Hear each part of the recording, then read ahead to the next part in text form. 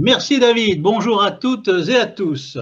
Donc ce soir, nous entamons notre nouvelle conférence discussion de la Commission Intelligence économique du MEDEF Île-de-France.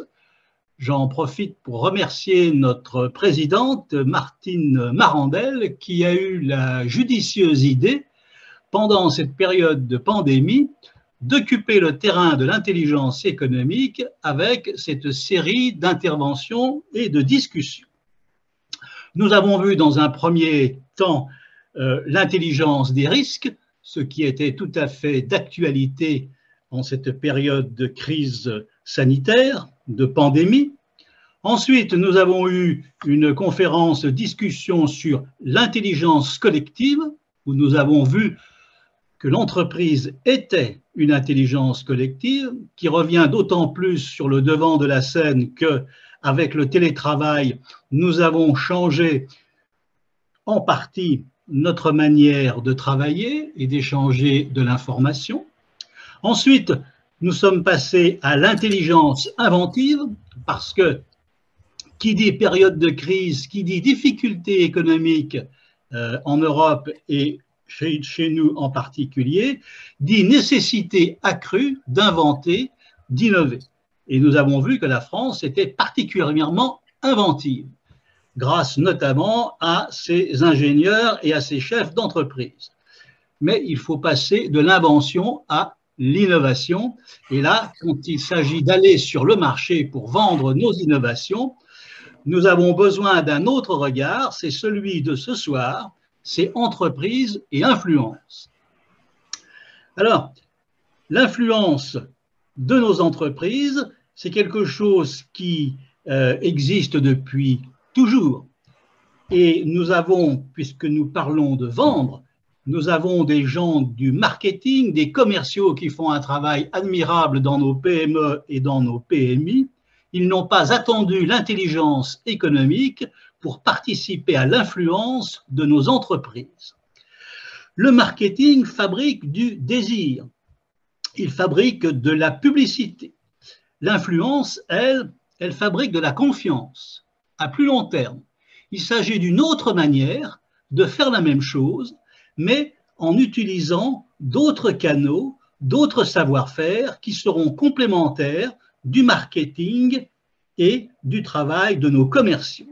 Et si l'on veut pratiquer l'influence, la meilleure manière de commencer, c'est d'écouter ceux qui sont sur le terrain, qui depuis des années parcourent les continents pour vendre nos produits et de les écouter, de converser avec eux, de ne pas simplement faire du reporting, il ne s'agit pas de cocher des cases ou d'aligner des chiffres, il s'agit d'avoir avec nos commerciaux, avoir avec nos gens du marketing des conversations générales sur tous les aspects de l'entreprise et de l'influence.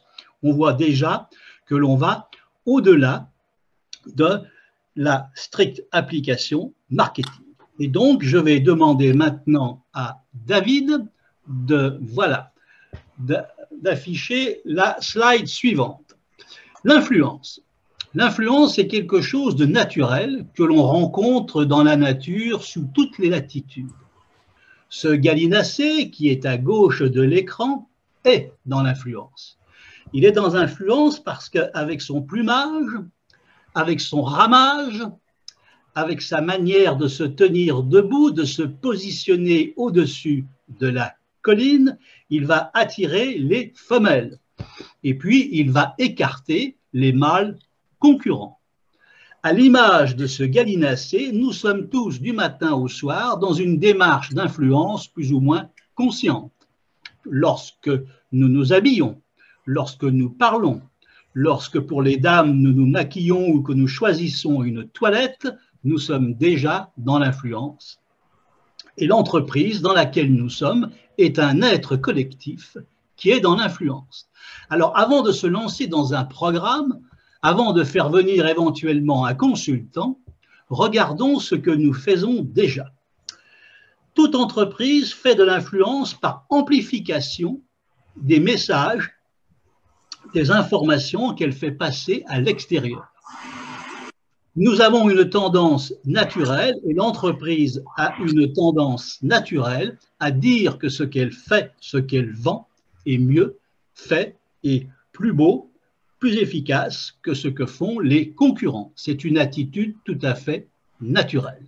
Et là, nous sommes un peu dans le marketing et dans la publicité qui sont un des éléments clés de cette influence. Mais nous faisons de l'influence également par acquisition d'informations. Acquisition d'informations sur le marché, sur son évolution, sur les concurrents. Que font-ils? Que disent-ils? Que pensent-ils? Quels sont éventuellement leurs projets qui ne sont pas écrits? Et là, on voit très bien que nous sautons un palier. Nous allons vers des choses qui ne relèvent pas forcément de ce qui est du domaine des algorithmes et qu'on retrouve sur les bases de données. Nous allons au-delà. L'entreprise fait de l'influence par rétention d'informations. Lorsque nous rencontrons des difficultés, à l'intérieur de l'entreprise des choses graves qui peuvent pénaliser son travail, par exemple, d'exportation ou d'association avec d'autres partenaires, eh bien, nous retenons ces informations. Si le comptable part avec la caisse pour jouer au casino ou sur un champ de course, nous n'allons pas le crier sur les toits. Se taire, utiliser le silence, c'est faire de l'influence. Nous faisons également de l'influence par perturbation des amplifications adverses. C'est-à-dire que lorsque nous entendons dire que telle entreprise, tel produit concurrent est meilleur que le nôtre, nous avons une tendance subite à dire oui, peut-être, mais il faudrait quand même prendre en considération ceci et cela qui, au bout du compte, font que le produit de mon concurrent, eh bien, il n'est pas si performant que cela et il ne vaut pas le mien. Donc, l'influence commence d'abord par regarder ce que nous faisons tous les jours de manière inconsciente. Et on va s'apercevoir que l'influence, ce n'est pas quelque chose que l'on va implémenter dans l'entreprise, c'est quelque chose qui existe déjà. On va prendre le temps de la lire et de remplir les différentes portions du camembert qui s'affiche devant nous. Et là, on va reprendre confiance en soi, en se disant, mais finalement, l'influence, j'en fais comme les autres. Et maintenant, nous allons passer à la slide suivante. Voilà. Alors, l'influence, on vient de le dire, c'est une attitude que l'on peut repérer. Est-elle mesurable? Oui, l'influence est mesurable. Socrate disait, connais-toi toi-même et tu connaîtras l'univers et les dieux. Donc, je vais mesurer les éléments constitutifs de mon influence. Avant de faire venir quelqu'un de l'extérieur qui fera un audit, par exemple, je vais tout seul, comme un grand, regarder, mettre noir sur blanc, ce qui fait que mes clients sont encore aujourd'hui mes clients et qu'ils ne sont pas partis en courant. Est-ce que c'est l'accueil? Est-ce que c'est l'écoute? Est-ce que c'est la ponctualité? Est-ce que ce sont les valeurs affichées? Est-ce que ce sont les actions en faveur de la cité? L'attitude socialement responsable? La qualité des produits? Le renouvellement des produits? Les effets de mode? La sécurité? La sûreté qu'ils rencontrent en venant chez moi? Mes innovations? Nous avons une liste qui s'affiche.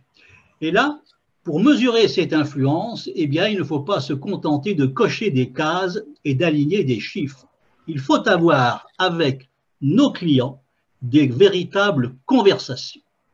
Il faut les écouter parler, il faut les écouter accoucher de choses qui ne rentrent pas dans les matrices classiques, forcément, du marketing. Et là, c'est une attitude quasi philosophique. L'industrie japonaise a conquis le marché de l'automobile en Occident et en Afrique en perdant son temps à écouter, à converser avec les futurs clients de tout un tas de choses qui avaient trait aux voitures, à l'automobile, mais également à d'autres manières de vivre, de se déplacer quels sont les besoins familiaux, quels sont les besoins du village.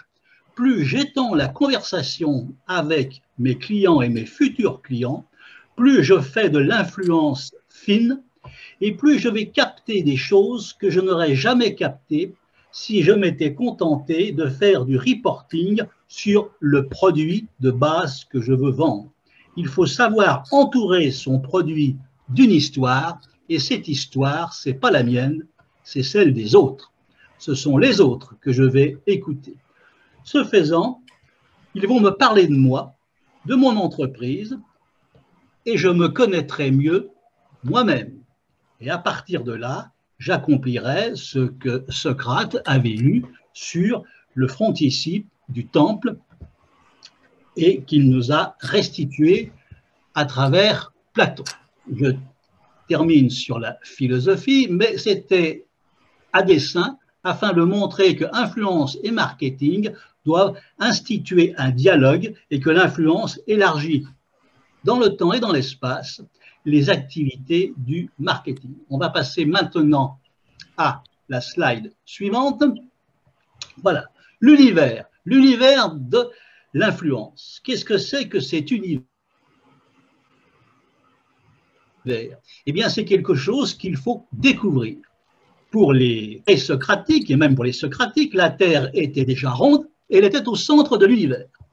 Eh bien, l'influence, c'est un univers, et au centre de cet univers se trouve mon entreprise. Et le premier travail va consister à repérer cet univers, parce qu'à l'intérieur de cet univers vivent des décideurs que je ne connais pas encore. Avant de pratiquer l'influence, avant d'utiliser des savoir-faire, il faut lire une carte. Et autour de mon entreprise, eh bien, j'ai des administrations, des assemblées, des réseaux de prénormalisation, par exemple, qui travaillent en ce moment, pas très loin d'ici, de Paris, sur de nouvelles normes. Est-ce que j'ai la connaissance de ces réseaux de prénormalisation? Est-ce que je connais leur calendrier, leurs objectifs, ce que l'on y dit? Quels sont les secrétaires généraux qui rédigent des rapports d'étape? Est-ce que je peux avoir accès plus tard à ces rapports d'étape? Les collèges invisibles, nous l'avions vu en étudiant l'intelligence inventive. Ces collèges invisibles, ils sont composés de scientifiques qui n'ont pas encore produit des brevets. L'intelligence économique va au-delà de la veille technologique. Elle ne lit pas les brevets. Par contre, elle s'intéresse à ceux qui, demain, vont déposer des brevets et qui se connaissent entre eux, qui se parlent entre eux à travers des revues scientifiques sérieuses. Ce sont ces fameux collèges invisibles. Eh bien, ils font partie des étoiles qui forment l'univers de l'influence autour de mon entreprise. Il y a aussi tous les corps intermédiaires dont on parle beaucoup en ce moment.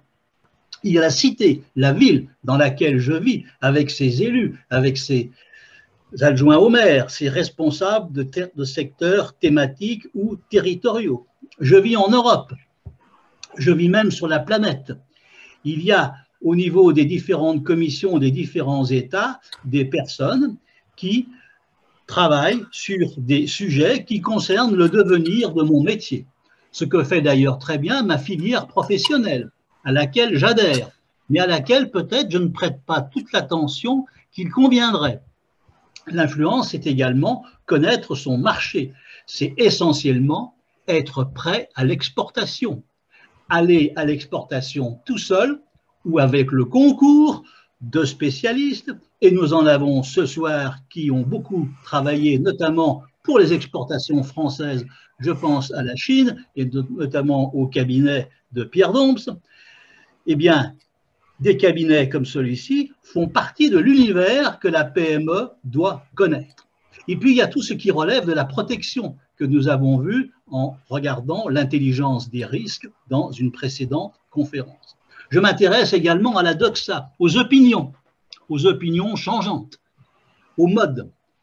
Ces modes, ces opinions peuvent avoir, on le voit tous les jours, des conséquences heureuses ou parfois dramatiques sur l'image d'une entreprise. Donc, je découvre le monde réel.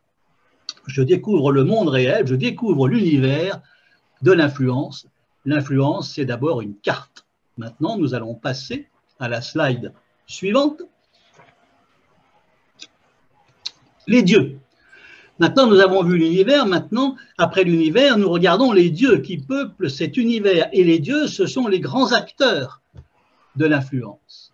Alors, parmi ces acteurs, il y a les politiques qui votent les lois.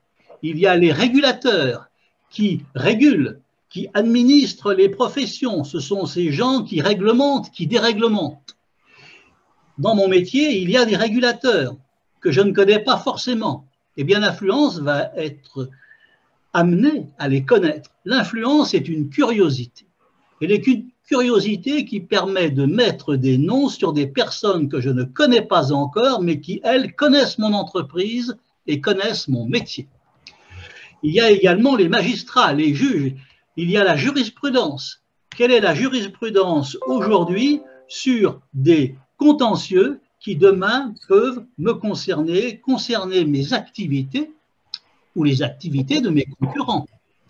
Les ennuis qui peuvent m'arriver m'intéressent. Ils font partie de l'influence dans la mesure où je les anticipe. Mais les ennuis de mes concurrents font également partie de l'influence et il peut être intéressant de les devancer. Il y a aussi les médias, il y a les réseaux sociaux qui sont des théâtres d'influence et de contre-influence. Il faut apprendre à les lire, il faut savoir derrière ces médias, derrière ces réseaux sociaux, quels sont les véritables influenceurs. Voilà une nouvelle population qui émerge, qui est composée d'experts, qui est composée de blogueurs, qui, sur des sujets spécialisés ou généraux, ont une influence qui se vend aujourd'hui sur le marché. Car l'influence, je le découvre en avançant, c'est un marché. Elle se vend, elle s'achète, elle se prépare, elle se loue.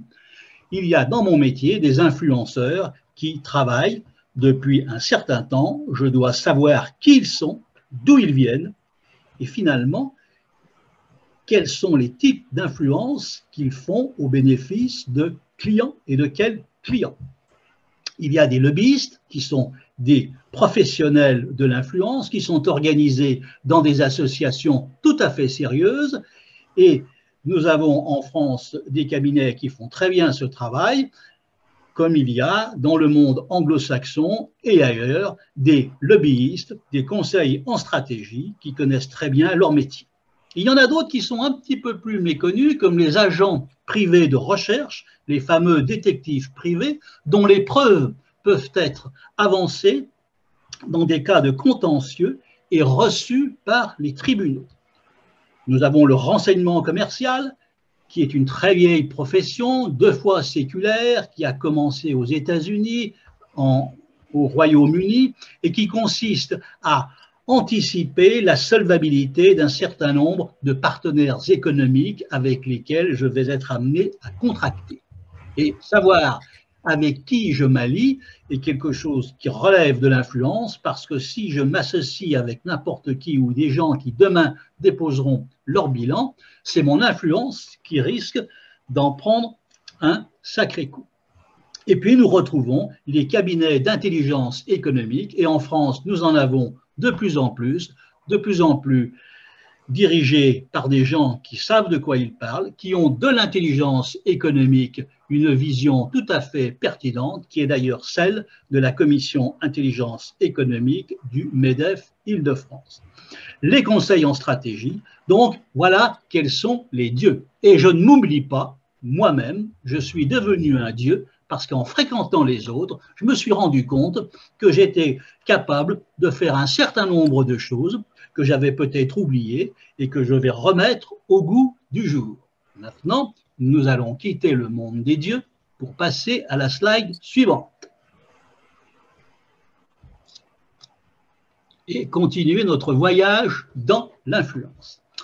Alors, toutes ces organisations, toutes ces personnes, tous ces cabinets, tous ces dieux qui s'affichent ici à droite et qui entourent mon entreprise, comment vais-je faire pour les connaître?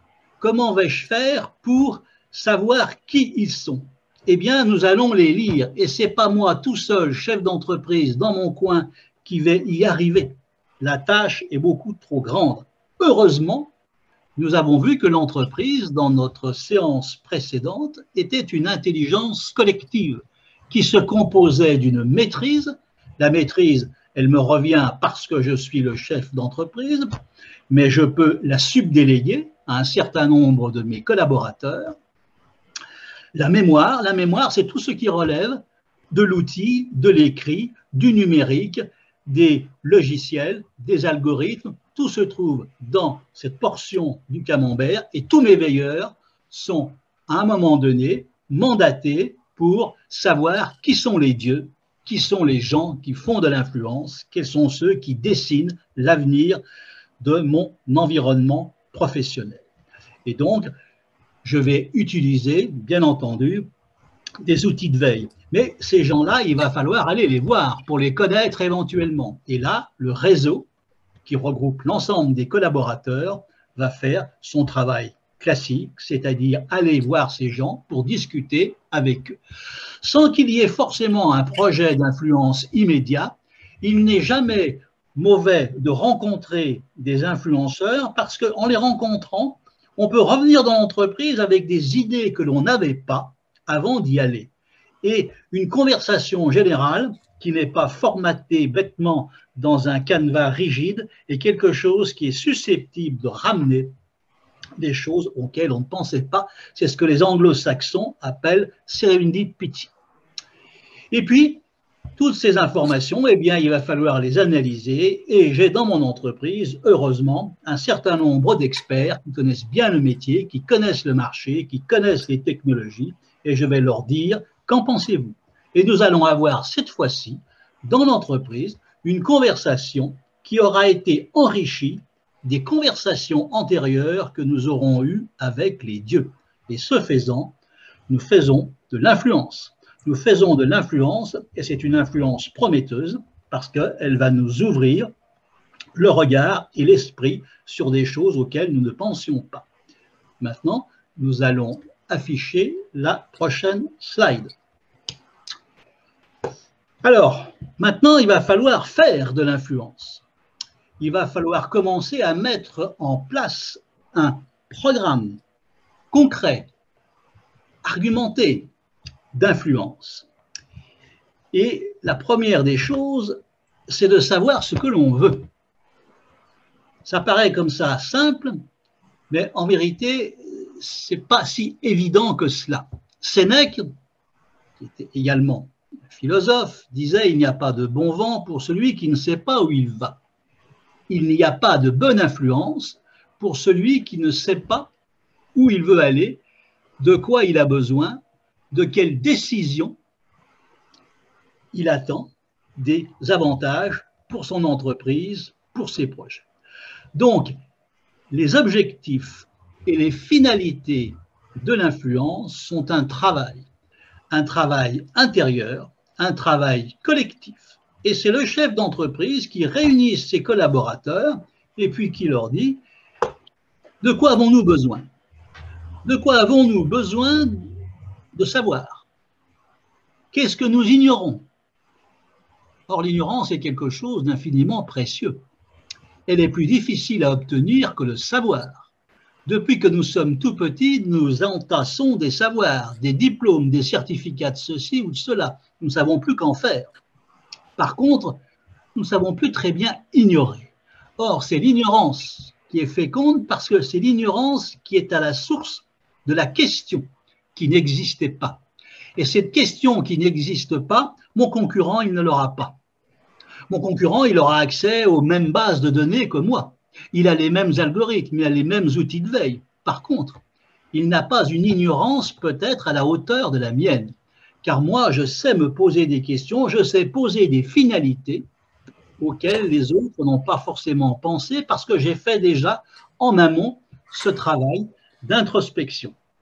Donc, je sais ce que je veux et un programme d'influence, c'est quelque chose qui se décline au sein de l'entreprise. On a des PME qui peuvent décider eh bien, que pour l'année qui vient, nous allons essayer d'obtenir un certain nombre de choses. Par exemple, une modification du parcours automobile autour de l'entreprise. Nous allons essayer d'obtenir notre inscription dans le pôle, par exemple, de la technologie d'excellence ou au patrimoine mondial de l'humanité. Pourquoi pas? Nous allons essayer d'obtenir un logo, un brevet européen ou régional qui va reconnaître notre savoir-faire. Nous avons besoin que notre image soit popularisée en Asie, aux États-Unis ou ailleurs. Finalement, lorsque l'on se met à faire un programme d'influence, au début on se dit mais on ne voit pas très bien ce que l'on va. Et puis finalement, quand on discute entre soi, eh bien les idées jaillissent et on se retrouve à la fin de l'heure qui s'écoule avec une liste de projets auxquels nous n'avions jamais pensé. Et c'est là où on voit que finalement, une démarche théorique, philosophique, comme dirait Sénèque, est quelque chose d'infiniment pratique et quelque chose d'infiniment utilitariste, parce que la théorie débloque les imaginations, elle débloque les conversations et les échanges, et on se retrouve à la fin de la journée avec un vrai programme d'influence, noir sur blanc, qui a été discuté, et richesse supplémentaire, ce programme amène de la cohérence, il amène de la force collective, parce qu'on partage quelque chose qui donne du sens, parce que chacun a été sollicité et que chacun a pu s'exprimer. Une fois que ce programme est établi, que nos finalités sont argumentées dans un certain nombre de priorités, eh bien, on va s'intéresser aux finalités des autres.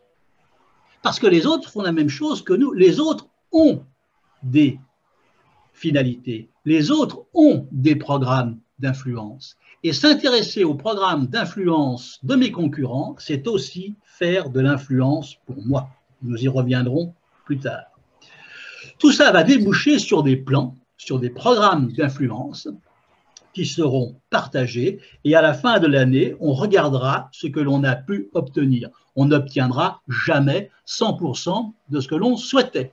Mais en cheminant, on va peut-être abandonner certains objectifs au profit d'autres qui nous paraîtront tout aussi intéressants, sinon plus intéressants encore. Savoir ce que l'on veut et organiser cette volonté à travers le schéma qui s'affiche sur l'écran, c'est se donner les moyens de donner du sens à son entreprise et de donner de la chair au collectif. Maintenant, nous allons passer à la slide suivante. Alors, maintenant, comment est-ce que l'on manage le renseignement? On l'a déjà vu tout à l'heure, on manage le renseignement d'abord à partir de ses propres forces, à partir de ses propres capacités, de son savoir-faire. Et nous avons, je l'évoquais avec nos commerciaux, avec nos gens du marketing, des gens qui sont les yeux et les oreilles de l'entreprise et qui savent beaucoup de choses. Et puis, un moment arrive où, eh bien, on va se heurter à un certain nombre de difficultés, et là, on va aller sur le marché de l'intelligence, de l'influence, sur le marché de l'intelligence économique et donc de l'influence. Et on va s'intéresser à nos lobbyistes, à notre renseignement commercial. À notre renseignement commercial, je vais leur demander, par exemple, il y a des cabinets particulièrement performants en France, de s'intéresser à la solidité d'un partenaire. Si j'ai un contentieux, je vais me tourner vers les agents privés de recherche, les conseils en stratégie, les lobbyistes. Toutes ces professions sont bien organisées. Il faut y avoir recours, mais il ne faut pas y avoir recours trop tôt. Il faut y avoir recours maintenant, parce que c'est maintenant que nous savons ce que nous voulons. Et nous allons jouer avec ces professions qui vont nous apporter ce que nous n'avions pas. Nous allons aussi faire jouer la concurrence entre eux, bien entendu, car parmi eux, il y en a qui sont spécialisés, il y en a qui sont meilleurs que d'autres, et il y en a qui travaillent par filière, qui sont sur des thèmes et d'autres sur d'autres thèmes. Maintenant, nous passons à la slide suivante. Voilà. Alors, je voudrais montrer quelques exemples concrets d'influence. Je prends la société Marcal. La société Marcal est une société réputée particulièrement innovante et en même temps très traditionnelle qui fabrique le boulgour. Le boulgour, qui est une farine à base de blé, est issu d'une longue tradition, notamment dans la Drôme, et Marcal exporte ses produits dans le monde entier, aussi bien dans les grandes surfaces classiques que dans les distributeurs bio. Et puis tout à coup, les géants du maïs de l'ouest, du centre des États-Unis ont décidé que le boulgour allait pouvoir contenir du maïs. Et là, c'est la fin du boulgour. Il s'agit donc d'une menace. Et cette PME va être amenée à faire de la contre-influence. Et comment fera-t-elle de la contre-influence? Parce que ces réseaux, son intelligence collective, l'a alerté à un moment donné qu'il y avait quelque chose qui se tramait à Bruxelles.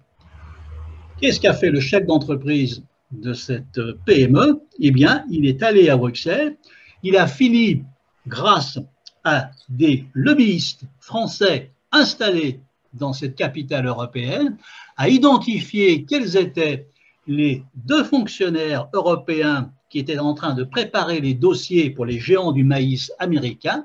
Il est allé les voir, il a longuement discuté de la qualité de son boulgour, il les a ensuite convaincus de venir à Valence, à côté, donc dans la Drôme, sur les bords du Rhône, pour montrer ce qu'était le boulgour. Et il l'a fait sous l'œil des caméras de la télévision locale, sous l'œil des distributeurs, notamment des distributeurs de boulgour dans les magasins bio. Et finalement, les fonctionnaires européens ont pris conscience que là, il y avait un vrai savoir-faire français qui était menacé par un travail d'influence américain, et il y a eu des discussions et finalement, le maïs a reculé et le boulgour reste une excellente farine de blé française. Donc, influence américaine contre influence européenne et par conséquent contre influence française, puisque la France fait partie encore de l'Union européenne. Un autre exemple, la société Comolis. La société Comolis est une société qui pratique, et par ces temps de pandémie, c'est particulièrement bienvenu, l'hospitalisation à domicile de personnes qui, pour des raisons diverses, préfèrent être soignées chez elles, ce qu'encouragent d'ailleurs les pouvoirs publics. Et Comolis a des petites camionnettes qui vont chez les gens pour délivrer des médicaments neufs, qui sont donc empaquetés dans des paquets sous cellophane, et pour récupérer les médicaments usagés. Et par souci d'hygiène, Comolis décide de séparer à l'intérieur de ces camionnettes les médicaments usagés de ceux qui sont tout neufs par une cloison étanche qui empêche notamment les virus d'aller de l'un à l'autre. C'est un investissement. C'est un investissement que les concurrents de cette entreprise des Hauts-de-France ne font pas. Alors, Comolis va essayer de faire de l'influence et va s'apercevoir au bout d'un certain temps qu'il y a à la préfecture des Hauts-de-France une commission qui s'apprête à réglementer le transport des médicaments aux personnes hospitalisées à domicile. Et Comolis prend contact avec la préfecture, on demande au préfet est-ce qu'on peut venir dans cette commission pour raconter notre métier, pour dire ce que nous faisons et pourquoi nous avons installé dans nos camionnettes cette cloison étanche. Eh bien, les responsables de cette entreprise ont été reçus à la préfecture et ont expliqué pourquoi ils avaient mis une cloison étanche à l'intérieur de leur camionnette. Eh bien, dans l'arrêté préfectoral qui réglemente le transport des médicaments dans les Hauts-de-France, l'innovation, l'invention de Comolis a été actée et est devenue obligatoire. Exemple concret d'influence. De PME. Maintenant, nous allons passer à une influence un petit peu plus élaborés d'une plus grosse entreprise, puisqu'il s'agit de notre champion national d'électricité, EDF, qui se trouve confronté près de Saint-Étienne à un problème récurrent des barrages hydrauliques, notamment celui de Grandjean. La réglementation dit, à l'époque, que ces barrages doivent être vidangés tous les 20 ans parce qu'au pied du bâti, au pied des murs de béton que l'on voit ici sur la photo, il y a un certain nombre de cochonneries, de saletés qui s'accumulent et il faut nettoyer le lac. On vide le lac et on nettoie, on enlève tout ce qui doit être enlevé. Mais cette opération, évidemment, va interdire à l'entreprise de produire de l'électricité. Donc, c'est un manque à gagner considérable. Et à ce moment-là, la direction régionale d'EDF essaye de faire de l'influence pour faire sauter cette réglementation. Mais ce n'est pas facile. Alors, qu'est-ce que l'on fait? Eh bien, on fait de l'intelligence économique, notamment de l'intelligence collective, et puis on dresse le tableau que j'évoquais au début de cette conférence. Et on regarde dans la vallée quels sont les habitants qui vivent là, quels sont les élus locaux, quels sont les présidents d'associations de ceci ou de cela, de pêcheurs à la ligne, de pêcheurs d'écrevisses, d'écologistes. Et puis on s'aperçoit aussi que nous avons dans l'entreprise des gens qui sont aussi dans la vallée. Certains font partie des associations de pêcheurs à la ligne ou des chasseurs, ou ont même des mandats d'élus locaux dans certaines communes. Et on dresse une carte. On est exactement dans la démarche que nous avons repérée tout à l'heure en parlant de Socrate, c'est-à-dire qu'on découvre l'univers, on nomme les dieux. Et on s'aperçoit que les dieux sont aussi parmi nous. Et une fois qu'on a la carte, eh bien, on va faire de l'influence. C'est-à-dire qu'on va commencer à alerter les élus locaux, les maires, en leur disant, vous voyez, si nous vidangeons Grandjean, eh bien, vos administrés vont subir un certain nombre d'inconvénients. Et on montre des photos. On montre des photos, par exemple, de poissons qui ont une très mauvaise mine parce qu'on a vidangé un barrage. On montre des photos où l'eau coule du robinet avec une teinte un peu saumâtre, pas très appétissante. Et on dit au maire, mais avez-vous prévu de l'eau minérale pour vos administrés parce que nous allons vidanger Grandjean? Et à ce moment-là, les maires se disent, mais qu'est-ce qui se passe? Pourquoi est-ce que vous allez vidanger Grandjean? Ah ben c'est la réglementation, monsieur le maire. Nous ne pouvons rien faire d'autre. Et là, l'attaque est lancée. Et elle n'est pas lancée n'importe quand. EDF, direction régionale, choisit une période qui précède de quelques mois une élection législative. Fort heureusement, dans ce pays, nous sommes très souvent en période électorale. Donc, le message part. EDF est une entreprise citoyenne et prévient les administrés et les élus locaux. Mais c'est la révolution dans la vallée. Les élus locaux alertent le député en lui disant « Mais qu'est-ce qui se passe ?» Que fait le député? Il se précipite chez le préfet en lui disant « Mais vous voulez ma mort? Vous voulez me faire battre aux prochaines élections? Vous allez vidanger Grandjean ?» Le préfet tombe du placard, il convoque le directeur régional. Et le directeur régional lui dit « Mais monsieur le préfet, c'est la réglementation. » Et au bout d'un moment, la conversation s'engage entre le préfet et le directeur régional. Je dis la conversation, la culture générale, qui amène à un moment donné le préfet à dire au directeur régional, parce qu'on l'a habilement aiguillé dans ce sens, est-ce que vous n'auriez pas une autre méthode pour éviter de vidanger le barrage? Et le directeur régional sait, il a un argument, mais il ne le délivre pas tout de suite. Il fait en sorte que dans la conversation, cette demande soit celle exprimée par les pouvoirs publics. Les pouvoirs publics veulent une solution. Et quelques jours après, le directeur régional retourne voir le préfet et lui dit « Monsieur le préfet, vous aviez raison. Votre solution existe. Elle se pratique d'ailleurs dans d'autres pays. On peut mettre sur la route qui passe au-dessus du bâti une machine qui va faire descendre dans l'eau un gros tube. Celui-ci va emmener un dissolvant qui va dissoudre les cochonneries qui sont au bas du bâti et va aspirer tout ça. Et nous n'aurons pas besoin de vidanger le barrage. Mais il y a toujours cette réglementation. Le préfet dit alors, ne vous inquiétez pas, je monte à Paris, votre réglementation, on va la geler. Pourquoi est-ce que j'emploie cet exemple? Parce qu'il nous fait penser aux deux précédents. À chaque fois, nous retrouvons les éléments fondamentaux d'une intelligence économique qui se consacre à un travail d'influence ou de contre-influence, ce qui est exactement la même chose. Donc, l'influence se pratique tous les jours dans notre beau pays. Maintenant, nous allons passer aux slides suivantes. Alors, l'influence, ce n'est pas forcément quelque chose de solitaire. Le chef d'entreprise n'est pas forcément condamné à aller tout seul visiter les dieux.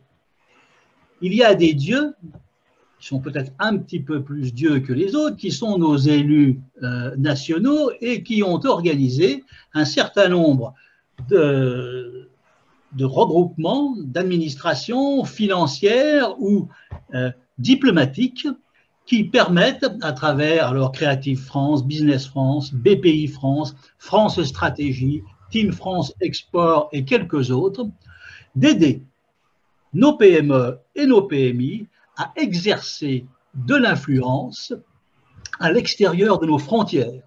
Et ça, c'est l'occasion ce soir, donc, de rendre hommage à cette activité de l'État français. Et le sujet est d'autant plus à l'ordre du jour que nous savons, puisque nous en avons parlé au sein de la commission, le Sénat est porteur actuellement d'un projet de loi sur un programme français d'intelligence économique ambitieux, équivalent à celui des autres. Et donc, dans ce programme d'intelligence économique du Sénat, aujourd'hui en France, il est question de faire de l'influence collective et solidaire en associant les pouvoirs publics et les entreprises françaises pour conquérir des marchés, pour ramener des productions souveraines, comme on dit en ce moment, sur le territoire français.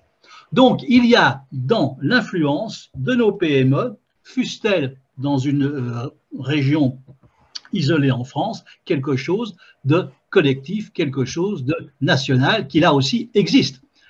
Ce sont des réalités. Le monde réel nous dit que la France a un programme collectif d'influence. Alors, il n'est peut-être pas aussi audacieux que ceux de certains pays, ce sera le sujet d'une future conférence où nous parlerons des autres, mais enfin, nous ne sommes pas nuls et nous avons aussi nos outils et nos projets. Nous allons maintenant passer à la slide suivante. Alors, puisque nous sortons un petit peu de nos frontières, cela nous donne l'occasion de voir que l'influence existe ailleurs et qu'elle utilise parfois un certain nombre de choses qui relèvent de la morale ou de l'extraterritorialité du droit. Un certain nombre de pays s'arrogent le droit de dire quel est le bien, quel est le mal dans la manière dont nos entreprises françaises produisent, vendent, inventent, se protègent ou protègent leurs clients et travaillent avec leurs fournisseurs. Et donc, lorsque l'on entend parler de morale internationale, tout de suite, nos oreilles doivent se dresser parce que, bien souvent, cette morale, notamment dans le domaine de la lutte contre la corruption, cache des intérêts qui sont ceux des influences qui ne disent pas leur nom d'une manière claire, mais qui sont en réalité là pour porter les intérêts de nos concurrents. Or, l'intelligence économique, c'est aussi un défi lancé à la naïveté de certains acteurs économiques français qui s'imaginent peut-être que la compétition est quelque chose où tout le monde part à jeu égal. Non, il n'y a pas de compétition qui soit à jeu égal. Il y a des États qui, plus que d'autres, soutiennent par différents moyens les compétiteurs qui relèvent de la nationalité de ces États. Nous y reviendrons dans une conférence ultérieure. Nous continuons avec la prochaine slide. Voilà. Alors, il y a aussi une influence qui se pratique par le silence, par l'invisibilité, par la désinformation. Nous avons parlé de nos outils qui vont aller chercher quels sont dans les différents organismes les personnes compétentes, les décideurs, quelles sont les réglementations qui sont en projet, quelles sont les revues scientifiques qui parlent éventuellement de technologies à venir. Tout ça, c'est très bien. Tout ça, c'est quelque chose d'écrit, c'est quelque chose de positif, mais l'influence, ça consiste aussi à lire le silence, à lire l'invisible. Quand je regarde le rapport annuel de mon concurrent, ce qui est écrit est aussi intéressant, sinon moins, que ce qui n'est pas écrit. Ce qui est invisible dans les influences des autres, qu'ils soient étatiques ou qu'ils soient privés, n'apparaît pas toujours. Ce qui est invisible, ce qui est visible cache parfois, et même souvent, des invisibilités qui m'intéressent également. Il y a aussi de la désinformation qui est une forme d'influence. Et donc ça, il faut le savoir, il faut le surveiller. Et lorsque je mets dans mes rapports, lorsque je mets dans les médias, lorsque je fais ma publicité, je dois savoir qu'elles seront lues, qu'elles seront décortiquées. Et moi aussi, PME français, PMI française, j'ai le droit de garder le silence. J'ai le droit d'édulcorer. J'ai même le droit, dans certains cas, lorsqu'il y a nécessité de me protéger ou de protéger un projet, de désinformer celui qui va m'observer. Je vais lui faire croire que je m'intéresse à tel type de batterie électrique, par exemple, alors qu'en fait, j'ai un projet qui court sur l'hydrogène. Donc, il n'est même pas interdit de faire de l'influence en pratiquant le silence, voire la désinformation, au profit de mes intérêts et au profit de mon entreprise. L'influence aussi, c'est quelque chose qui peut se faire en meute. Et là, nous avons un retard que nous sommes en train de rattraper, notamment sur des anglo-saxons, sur des asiatiques, sur des Allemands qui chassent en meute. C'est-à-dire que nous avons dans ces pays une culture générale qui remonte pour l'Allemagne, par exemple, à la Ligue hanséatique, qui fait qu'on échange facilement, beaucoup plus que chez nous, des informations entre différentes entreprises qui n'appartiennent pas au même métier. Par exemple, autour de Lufthansa, eh bien, on a des gens qui n'ont rien à voir avec l'aviation, mais qui finalement, au bout de quelques mois et de quelques années, se retrouvent travailler autour d'une escale de Lufthansa dans un pays, en Afrique, en Asie ou ailleurs. Il y a donc une manière de chasser en meute, de travailler en meute, qui est utilisée par un certain nombre de cultures et de pays, et nous sommes en train d'y venir. Pas simplement parce que le Sénat a actuellement un projet en cours de construction sur l'intelligence économique, mais parce que nous avons des grands comptes en France qui, d'une manière tout à fait intelligente, emmènent avec eux des fournisseurs et des partenaires plus petits pour leur montrer, évidemment, ce que c'est qu'un marché étranger et la manière dont ils pourraient s'y implanter, et tout le monde est gagnant. Enfin, il y a une dernière forme d'influence, qui est ce que les Américains appellent le perception management. Le perception management utilise toutes les informations ouvertes pour reconstituer, par exemple, quand il s'agit d'une entreprise française, comment est-ce que cette entreprise française décide? Quels sont ses réseaux? Quels sont ses canaux? Quels sont les outils qui lui permettent d'attraire l'information, de la cartographier, de la traduire? Quels sont les experts qu'elle utilise? Quels sont les cabinets auxquels elle s'adresse? Finalement, le concurrent regarde quel est l'état de mon intelligence économique, quelle est la manière dont l'intelligence décisionnelle française fonctionne. quelle est la psychologie de nos dirigeants. Et petit à petit, arrive à dresser une carte très précise de l'intelligence collective de l'entreprise française qui est ciblée. C'est ce que l'on appelle le perception management. Et après, pour voir comment décide l'entreprise française, on va enlever, par exemple, des médias ou des réseaux sociaux, un certain nombre d'informations, ou on va en rajouter certaines. Et on va essayer de comprendre comment l'entreprise française va réagir à ces ajouts ou à ces retraits d'informations.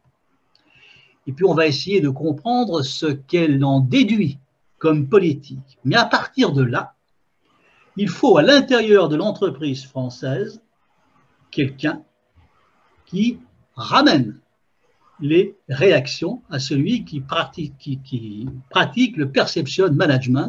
Et là, nous quittons l'intelligence économique, nous quittons même l'influence dont nous avons l'habitude de parler au sein de la commission pour entrer dans autre chose qui s'appelle la guerre économique et qui ne fait pas partie de ce cycle de conférences. Voilà, je vous remercie de votre attention et maintenant j'attends les questions ou les débats avec moi ou entre vous. Voilà, David, si vous pouviez lancer les questions, s'il y a des questions chacun est libre de prendre la parole. Donc Voilà.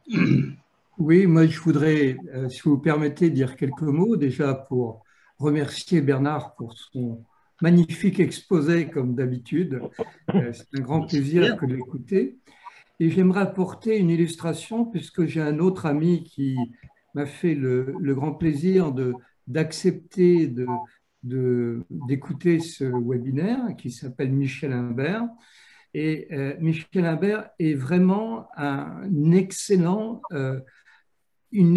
illustration de l'influence.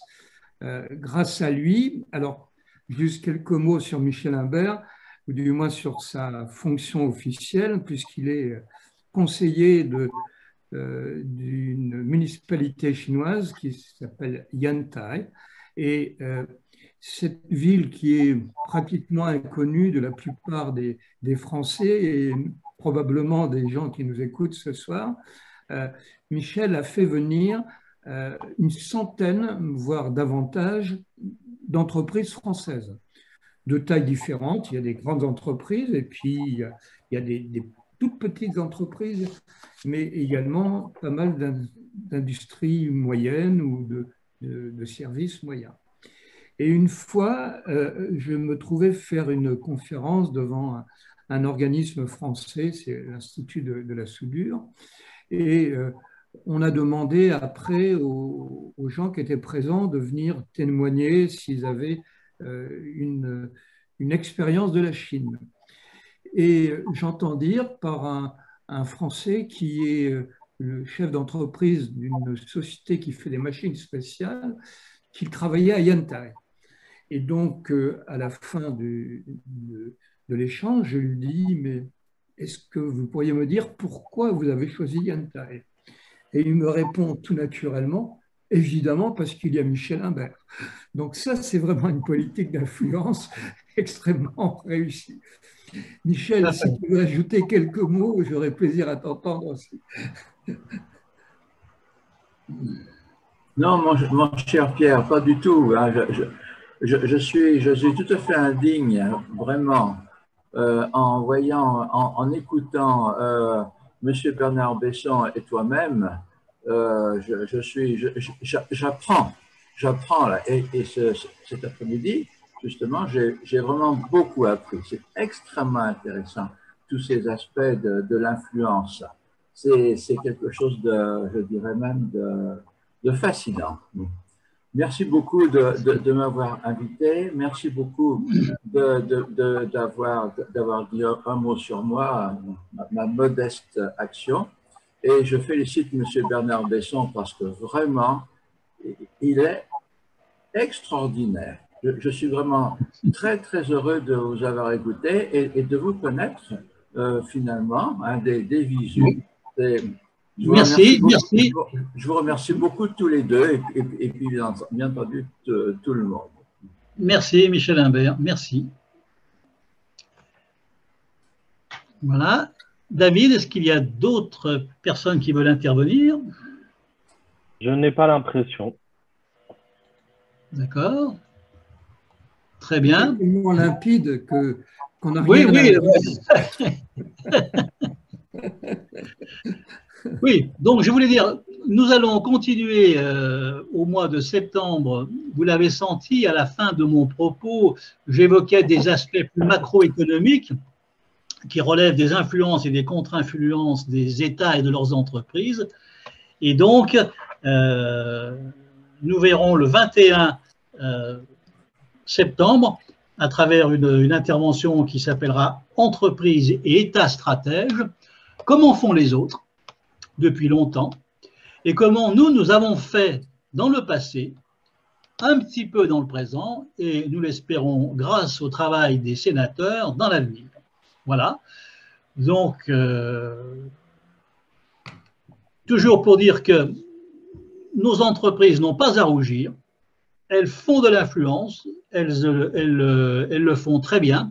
Nous avons un tissu de PME, de corps intermédiaires qui ont été beaucoup critiqués, mais qui existent quand même, qui font un travail qu'il faut reconnaître. Et puis ce que je dirais, l'influence, c'est aussi beaucoup de l'écoute, c'est de la conversation. C'est à un moment donné, il faut arrêter avec les chiffres, avec les courbes, avec les statistiques qui rasent tout le monde. Hein. J'aime beaucoup personnellement les mathématiques, mais en matière d'influence, non, il faut oublier la règle à calcul. Il faut se comporter en être humain avec des êtres humains. Il faut partager une culture, il faut partager des rêves, des sentiments. Et c'est comme ça qu'on avance, c'est comme ça que l'on découvre des choses, que l'on découvre l'utilisation de savoir-faire que l'on a en magasin et qu'on n'avait jamais songé à utiliser. C'est faire de l'influence. On a une personne qui, me semble-t-il, a levé la main. Alors là, oui. ça a disparu. Mais il me semble que c'est Hubert. Donc du coup, je vous laisse réactiver votre micro pour pouvoir poser la question éventuelle que vous aviez. Hubert, oui. Oui, allô? Oui, Hubert, oui, je allô, vous vois bonjour. pas, mais je vous entends. Oui, parce que j'utilise un smartphone. Alors, est-ce que j'ai la vidéo quelque part? Je vois pas. Oui, j'ai oublié le fil de ma question, mais je vais rebondir sur ce que vous avez dit par rapport à oublier les courbes, les chiffres, etc. et se baser sur l'humain. Ah, pardon, je peux utiliser là. Autorisé. Dans le sens où en fait est-ce que, parce que je connais pas le monde de l'intelligence économique, mais ce que je voulais savoir c'est que est-ce que en fait dans les professionnels par exemple il y a une démarche de créer des filières. Je prends l'exemple par exemple à l'époque il y avait une entreprise qui s'appelle Rougier qui a disparu. Pourquoi par exemple aujourd'hui il n'y a pas une démarche, par exemple, des professionnels. Est-ce qu'il y a, plutôt je vais formuler comme ça, une démarche des professionnels de l'intelligence économique pour faire des synergies et reconstruire, par exemple, une boîte comme celle-là et créer un champion, des champions autour qui vont des futurs IKEA, par exemple. Est-ce que l'intelligence économique moi, du peu que j'en sais, je me dis que c'est une matière grise autour de, une matière grise, un élément à partir duquel on peut réussir cela, mais est-ce qu'en pratique, vous qui êtes un professionnel, vous vous dites, on est quand même un peu limité, pas sûr, il nous faut ceci ou cela. Alors, tout à fait, vous avez raison. On peut reconstruire une filière et on peut réutiliser des intelligences et des compétences qui aujourd'hui se retrouvent un peu écartées à cause de la crise dans certains secteurs. Je pense aux décolleteurs de la vallée de l'Arve qui fabriquaient des roulements à billes utilisés pour l'automobile. À un moment donné, ils se sont trouvés en grande difficulté parce qu'ils n'avaient plus de commandes. Et donc, ils se sont réunis. Ils ont fait de l'intelligence inventive et de l'intelligence économique, tout simplement. Et ils se sont dit, mais finalement, avec nos savoir-faire, puisqu'on ne peut plus vendre des roulements à billes pour l'automobile, mais qu'on sait faire ces merveilleux objets sphériques, qu'est-ce qu'on pourrait faire d'autre? Et finalement, ils ont réfléchi, ils ont mis en place leur réseau, ils ont été curieux et ils se sont mis à faire des bijoux. Et ils ont fait des bijoux qui ont eu un grand succès en Italie à partir des petites billes en acier, tout simplement en les remodelant un petit peu, en les organisant autrement. Aujourd'hui, nous avons, je pense, au sud-ouest, dans l'industrie aéronautique qui est en difficulté aujourd'hui, nous avons des PME et des PMI qui font de l'influence ensemble de plusieurs manières. D'abord, au lieu de licencier des ingénieurs compétents, eh bien, on les fait tourner.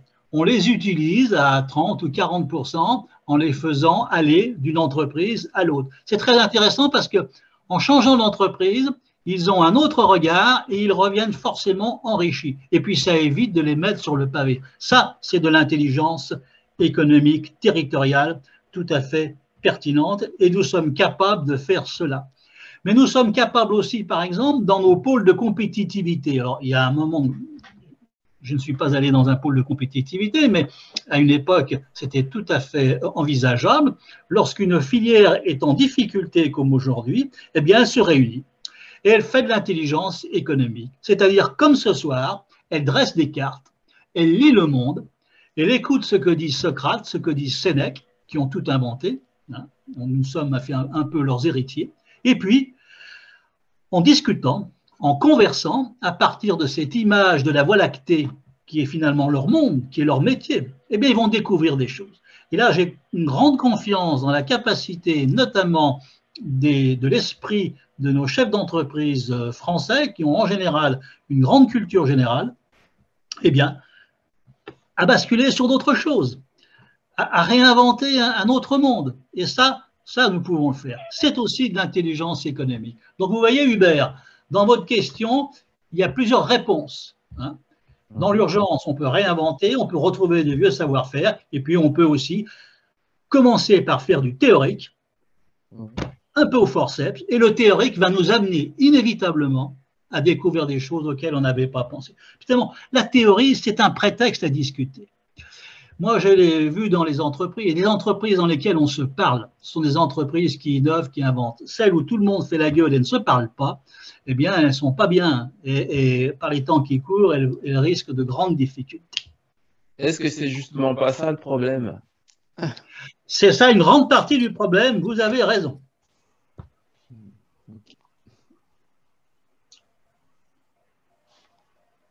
Ok. Bon, bah, très bien. Donc, il n'y a pas l'air d'avoir d'autres questions. Donc, je vous invite tous, vous pouvez y aller à partir de demain, parce que comme ça, cette vidéo-là sera en ligne, mais sinon, vous pouvez déjà aller voir. Donc, sur la page YouTube du MEDEF Île-de-France, vous retrouverez une playlist qui s'appelle tout simplement Commission Intelligence Économique, dans laquelle vous pourrez retrouver les différents webinaires animés par Monsieur Besson, donc sur l'intelligence collective, sur l'intelligence inventive, sur l'intelligence de celle d'aujourd'hui, et il y en a une autre, Monsieur Besson, si vous vous rappelez, les quatre qui ont été les 4 dernières. Oui, bien là, il y a l'intelligence des risques, il y a l'intelligence collective, l'intelligence inventive, et ce soir, l'influence. Et il y aura entreprise et État stratège la prochaine fois, le 21. Voilà. Et n'hésitez pas, Monsieur Besson a un magnifique livre sur l'intelligence économique que vous pouvez retrouver sur Amazon. L'introduction que je réédite régulièrement tous les 3 ou 4 ans, et la dernière, elle date de 2021. Voilà. Qui détaille encore plus tout ce qu'on a vu durant ces différents webinaires. Oui, voilà.